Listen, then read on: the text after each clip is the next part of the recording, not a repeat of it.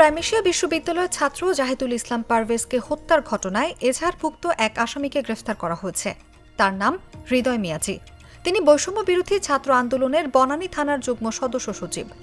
মঙ্গলবার সন্ধ্যায় র্যাব ১-এর অধিনায়ক লেফটেন্যান্ট কর্নেল জাহিদ জাগো নিউজকে বিষয়টি নিশ্চিত করেছে।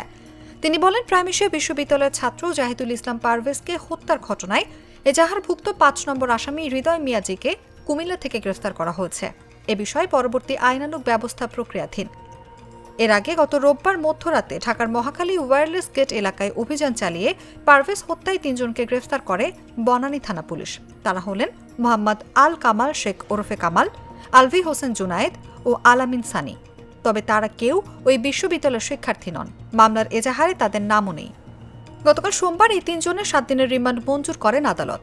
তারা এখন পুলিশের রিমান্ডে।